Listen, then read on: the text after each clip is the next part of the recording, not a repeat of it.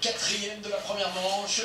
Allez, dans un style de alors totalement différent de celui de Catherine Settle qui a pris le commandement. Ça va être des brides de bas en haut et de haut en bas. Et ça va surtout attaquer sur le plat. Où elle peut vraiment faire la différence. Je pense que la différence après, ça va être difficile dans le mur.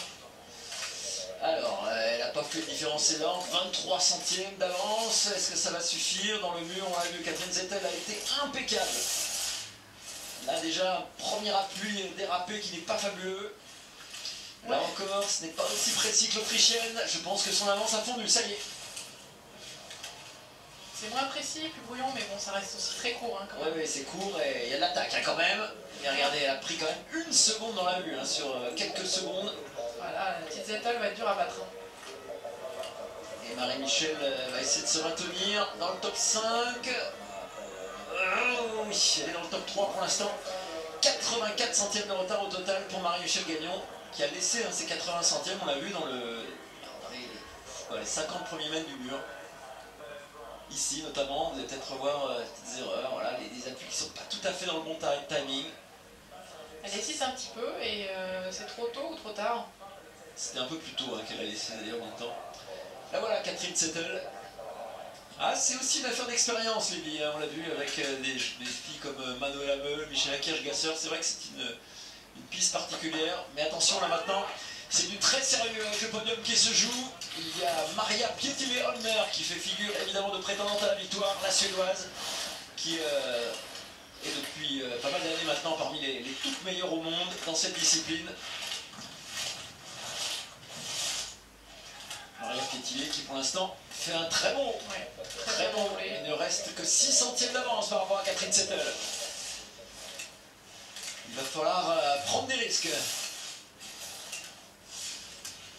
Ah, les appuis un peu forts. Je pense qu'elle n'a plus d'avance maintenant, la suédoise. Il faut reprendre du temps. Ouh là là, que c'est dur, que c'est dur. Gardez la précision. Et 28 centièmes de retard maintenant pour Maria Pietilä. Il y a de la puissance, hein, c'est une skieuse très athlétique. Ah oui, par contre là, elle a bien engagé sur le bas. Ah oui, là, il y a de la vitesse. Est-ce qu'elle a repris 28 centièmes sur le bas? Non, elle n'a pas pris autant de temps que ça, mais elle est tout près. 7 centièmes derrière. Catherine Settle a pris évidemment. Podium.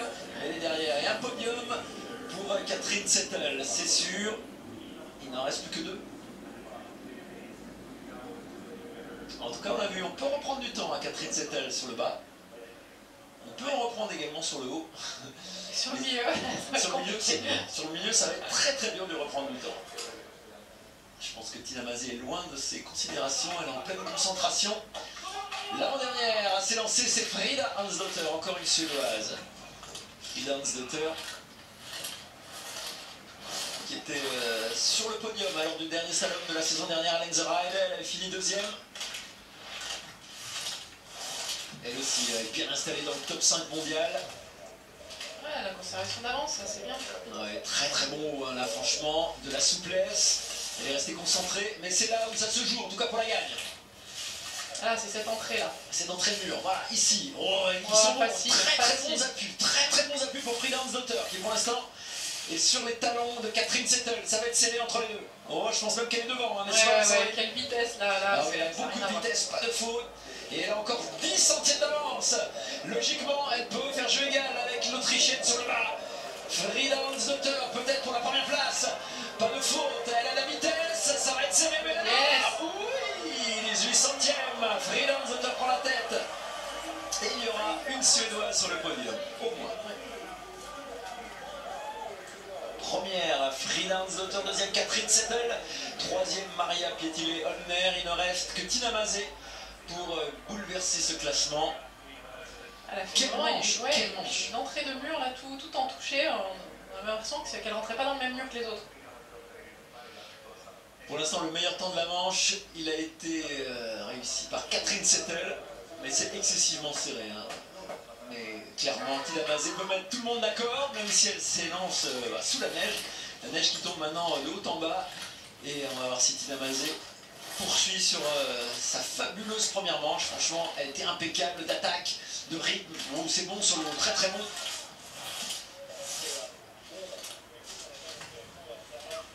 Sans problème, hein, franchement. franchement, aucun souci sur le haut pour Tina Mazé. L'attaque du mur maintenant, ça sera évidemment le moment clé. Est-ce qu'elle va prendre des risques? C'est bien, c'est bien. Comme la première. Et on parlait du physique, il n'était pas là sur l'aile, mais là elle est au top physiquement, franchement il n'y a aucun souci. Regarde Tina Mazé comme elle se bat. Aïe aïe aïe aïe. Aïe aïe aïe, petit freinage là, attention.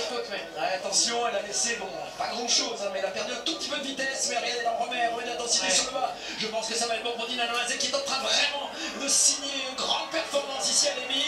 Elle va peut-être, oui, c'est fait, elle a gagné 34 centièmes d'avance pour Tina Mazé qui s'impose ici à l'EMI. Elle était sur le podium l'année dernière. Et elle s'impose ici pour la première fois de sa carrière. Superbe performance pour la semaine, de retour aux affaires. 69e podium de sa carrière et 24e victoire pour Tina Mazé. Extraordinaire retour après un seul plus que décevant. La voilà au top et voilà une nouvelle concurrente pour Mikaela Shiffrin hein, qui n'a pas encore gagné le classement général de la Coupe du Monde. Évidemment, on n'est qu'au tout début de la saison. Ça nous annonce une belle bagarre. On parlait d'un duel entre Feininger et Shiffrin. Voilà quelqu'un qui pourrait tout à fait arbitrer ce duel, n'est-ce pas Sandrine? Complètement. Parce que Tina, si elle retrouve cette forme étincelante, on le sait, elle peut marquer dans toutes les disciplines et elle peut gagner hein, quasiment dans toutes les disciplines. Autant dire que la bagarre promet d'être intense tout au long de la saison, en tout cas ici au nez et à la barbe des slalomeuses, elle s'impose de manière très convaincante.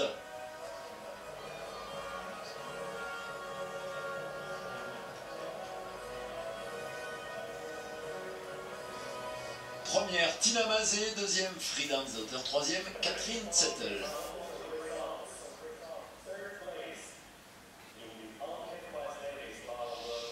Allez, on marque une courte pause avant de retrouver Christophe Plenet en plateau. Restez avec nous.